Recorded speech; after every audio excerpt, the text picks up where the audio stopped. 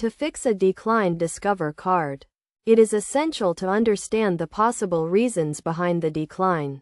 The most common reasons include insufficient funds, exceeded credit limit, incorrect card information, expired card, or a security hold. First, verify your account balance and credit limit to ensure you have sufficient funds and are within your spending limit. If you have recently made a large purchase, it may have triggered a security hold, so check your account activity to confirm.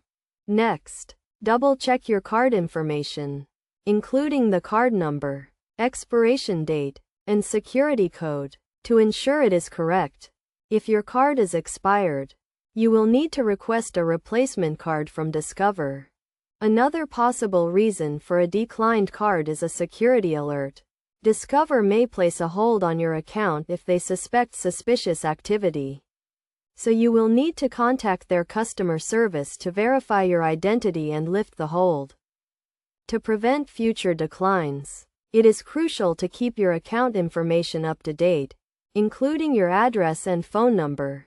You should also monitor your account activity regularly to detect any potential issues. If you are still experiencing issues with your Discover card, contact their customer service directly for assistance.